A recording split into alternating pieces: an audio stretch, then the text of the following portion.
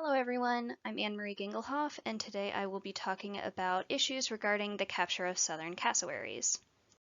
So the problem is that chemical immobilization is the only method currently being used for the capture of southern cassowaries. Typically, chemicals are avoided as much as possible because they can cause undue stress and harm to wildlife.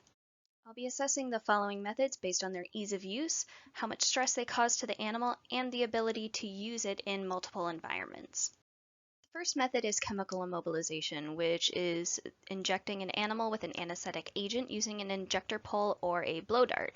And I have a screenshot from a video I couldn't get to play in the recording, but it is a veterinarian showing a demonstration of how to use a blow dart.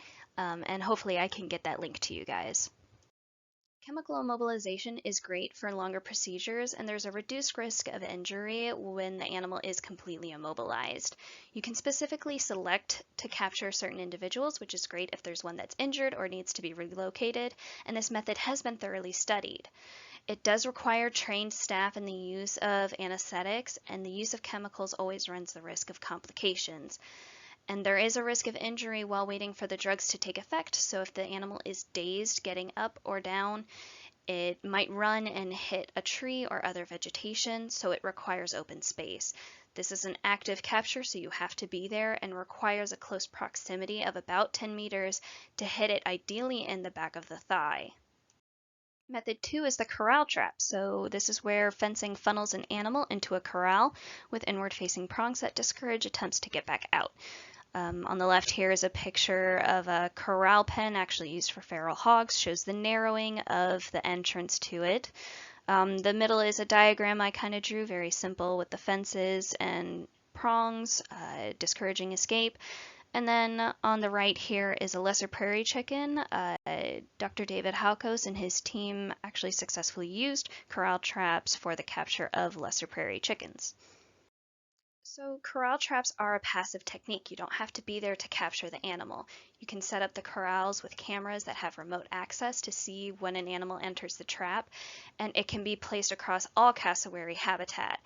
It's great for quick procedures without the use of chemicals, so applying a quick mark like a leg band, some paint, maybe a quick radio tag. The cons include an increased risk of capture myopathy. There's also a risk of injury on the inward-facing fence prongs if the animal tries to escape.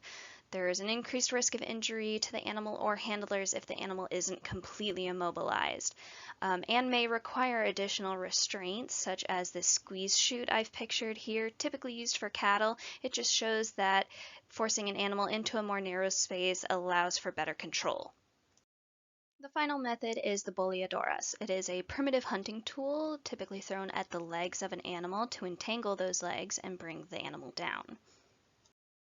So the pros of using this tool is that it's very inexpensive. You can easily make or purchase one for $10 to $50. It immediately restrains the legs, which is the most dangerous part of the animal, and there has been successful use of this for the capture of greater rheas.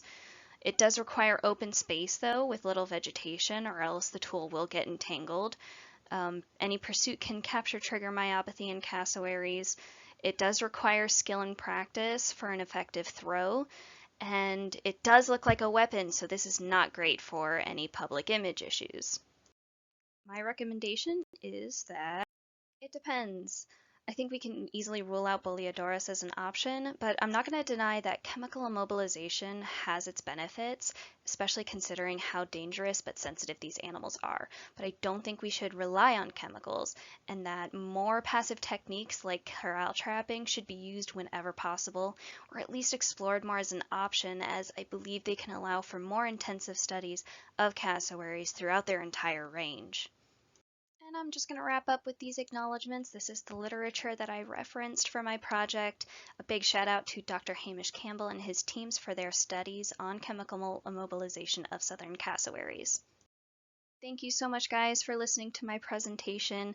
If you have any questions or comments, please feel free to comment below. I hope you're all staying healthy and safe during these crazy times. Take care.